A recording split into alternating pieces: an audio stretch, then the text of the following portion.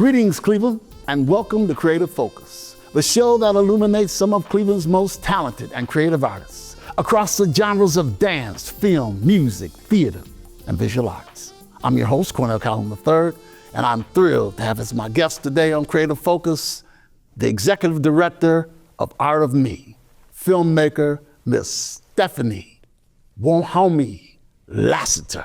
Stephanie, welcome to Creative Focus, girl. Let's chop it up. All right, well, thank you. Let's chop it up. So you are a native Clevelander. Yes, Chanel, Firebirds, we talked about that, right? Yes. How was it at Chanel? You know, it was a good experience at Chanel. I still have several friends to this day from Chanel High School. Small school, but everyone knew each other, which was really good. In Bedford, used to be in Bedford, Ohio, so they knocked it down, but. I know it closed in 2013, I believe. Yeah. Because one of my actors, Mike Head, he graduated. He was in your graduation class? Same class, yeah, small. Give a shout out to Mike. Yeah, Mike. good people. What is Art of Me? Well, Art of Me, actually, the name of Art of Me came from one of the young ladies I used to work with in New York when she was in high school. She mentioned that a lot of the work, a lot of the film work, a lot of the stories that she sees, as well as her peers, are not art of her, art of them. So, which inspired the name of the nonprofit Art of Me, because this is art of me, the art that represents me and all of those who are within my community. And what is the mission of the organization? So Art of Me, we work with young people to share their stories, to help really normalize their different stories of change and power and community, and to share it through film, media, and art.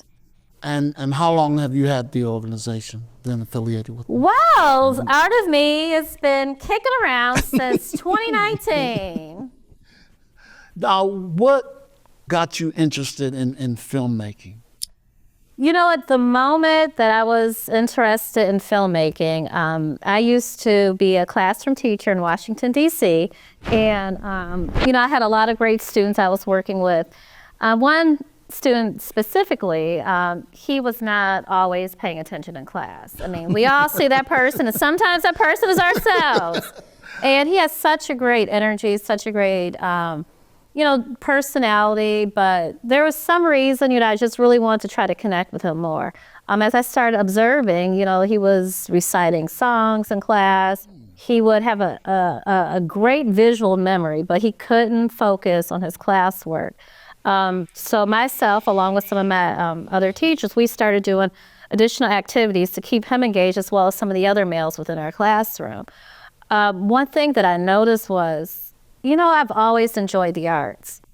What would it be like if I found a way to help young people learn and share their experiences and their story, and they're still learning through film? So it really ignited something in me at that moment. And I am a researcher. I love to research. And I was like, well, let's figure out what that is.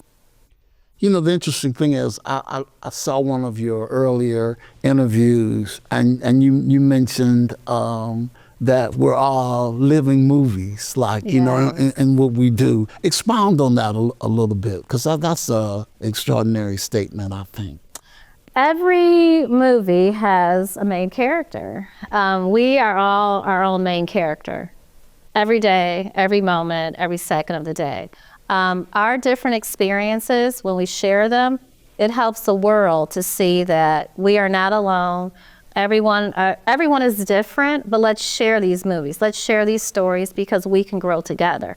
Our world only evolves when people evolves. So when people see our new movies or hear our new stories, share our different experiences, it helps us to evolve. It helps us to think differently, because now we get the experiences and the thoughts from other folks and not just our lived experience. So when I say we're all walking movies, we all have stories to share that will help us all become better individuals. Was there a moment what ignited your passion for film?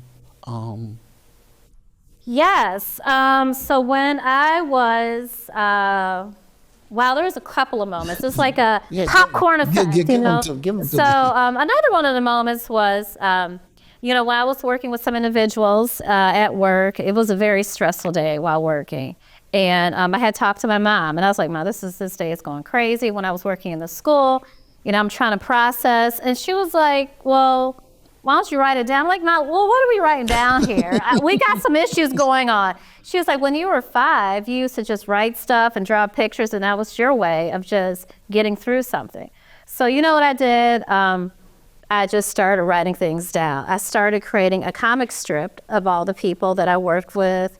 And, you know, through that comic strip, I started to see different ways I could communicate through these people. So it was amazing because I cannot draw. I'm the stick figure person. But I started seeing in myself, wow, this is helping me to communicate and process my thoughts. How can I get this to help other folks, especially young people? So that's when I started digging into, well, this is filmmaking.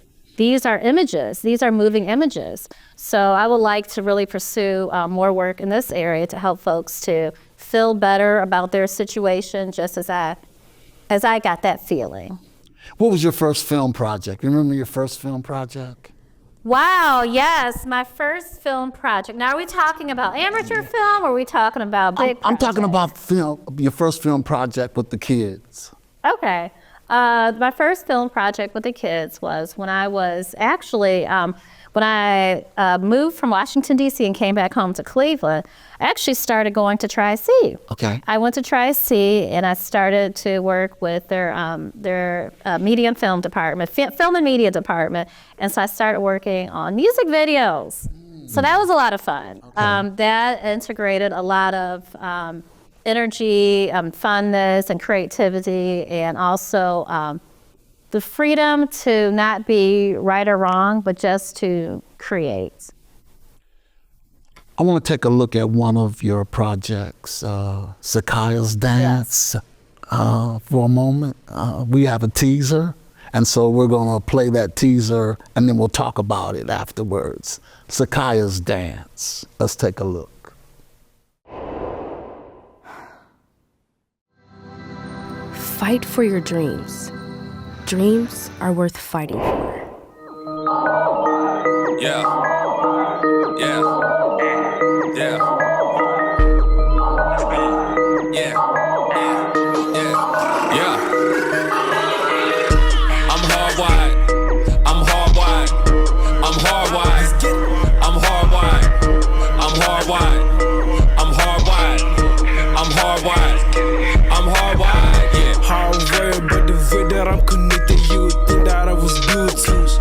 With my right teeth, I couldn't see whenever I go in my head. Yeah, we up 24/7. Yeah, we up 24/7. I'm a hardwire, never gonna stop. Make a rash, so I'm on top. Outshot, so call a cut. If not, you ain't on top. Everyone is on fire. I got a job, so I'm hard. Every day I fight hard. Every day I fight hard. This is my dance. So tell me how that came about. Yes, Sakaya's Dance is actually a product of a story from a young lady named Anaya Paulino. She actually attends John Adams High School in Cleveland, and she was the winning contest winner of our What is Power in Community Story contest. Each year, we hold a contest titled What is Power in Community for young people to identify a problem that's going on within their community. A community is when there's 2 or more people within a group. So that could be your home community, your school community, your friends, or sports community, whichever that might be. And we have a group of community members that read through the stories, they read, rate them, and the winning story becomes a film. So Naya's story from John Adams High School puts through our volunteer reading and rating process. And Sakaya's Dance was one of the top films chosen because it connects with young people with what they're going through. Anaya is a dancer. As a dancer, she experienced a lot of issues that prevented her from dancing, from financial issues, from at home, responsibilities at home, trying to balance schoolwork, and sometimes feeling the need to give up. And one thing that a lot of our young people deal with is sicknesses. And a lot of time it can be mental health, physical health, whichever that sickness is, it makes us want to stop. Her message is don't give up what you love in spite of. Find the community around you that's going to help you push through. So Sakai's dance, she was very eloquently, Anaya was very eloquent in creating the story because she connected pain and suffering to a physical illness, which is lupus, that we start to learn more about in Sakai's dance, and how the community helped her push through it so she doesn't give up what she loves. What are some of the themes that permeate with the kids that come up often? Some of the more familiar themes that you work with, you find when the kids are producing their films, telling their stories? Yes. Wow, that's a great story, or that's a great even question for me to lead into the stories. A lot of our young people are dealing with feelings of isolation, unfortunately feelings of suicide, feelings of murder, feelings of neglect, feelings of bullying. A lot of the stories deal with loss, and you're never going to get it back again. It's so much pain that's in these stories, but the beauty of it is that through our contest, we try to help the young people see or write their way out of this pain. Like, you don't have to stay here in this moment, but you could write it out by identifying the community, friends, whomever it is, that's going to help you see through this pain. But a lot of it is a lot of pain that a lot of our young people are dealing with, and they feel like they're by themselves. Stephanie, what are some of the challenges that you face in getting these children to tell their stories? One of the main challenges is, well, how about this? If I tell you, hey, you want to sit down and write a story with me? What's your first emotion at that point? A cringe, like, oh no, I don't feel like writing. A lot of our young people, when they hear the word write, they start to feel like, I'm going to be wrong. This is going to be a painful situation. It's going to be boring. One thing about our story contest, it's not about the best writer. It's about the best storyteller. We don't want writing and the academia of who could write more eloquently than the other person to be the winner. Right. But we want it to be the person who identifies the problem and creatively creates a solution. So it's about story. We all go through, 10 to 15 stories a day. I could tell you a story of how I woke up this morning, a story of how, I got here this morning, all of that. But, a lot of our young people, we want them to know that you are a story. You are the main character in your story. Don't let hearing the word write or create make you cringe, but make it help you to see it in a different way. So I actually like to tell the young people, what is your story you want to share, as opposed to what do you want to write. Is definitely a blockage when we say that word to some of our young folks. What are some of the feedback that you've gotten from the kids, positive and negative? Well, usually the first time we walk into a classroom, I'm telling you, like I was just at, where were we at? We were in a CMSD school a couple days ago. And when the kids heard the word write, they like, oh. Yeah, right, yeah. I was like, don't think about writing. You're sharing your stories.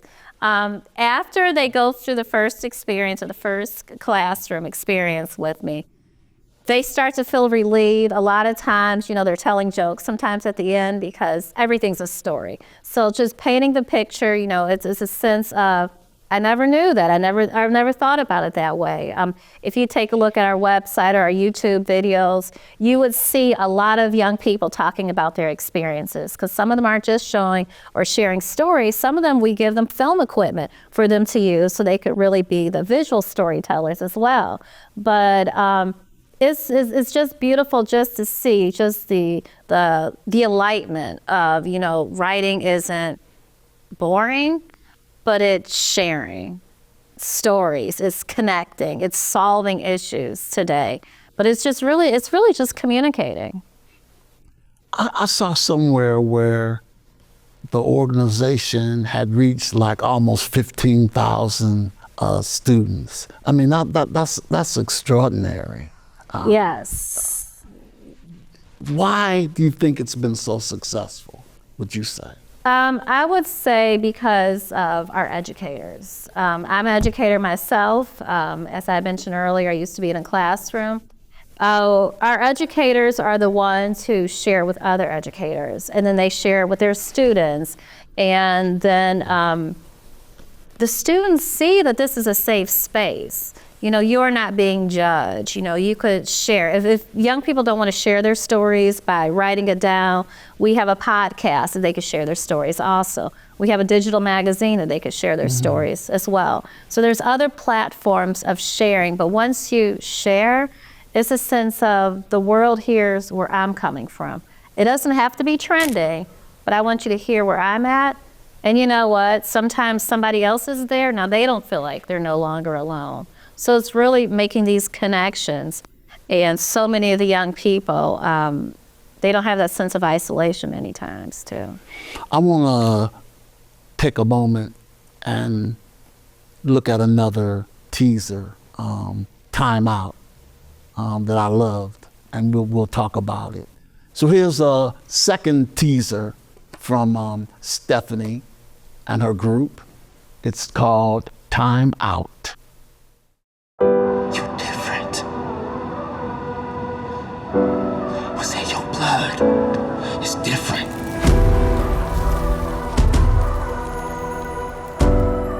So that's why I tell you, Terrence. I understand what happened out there. But son, I need you to keep your head up.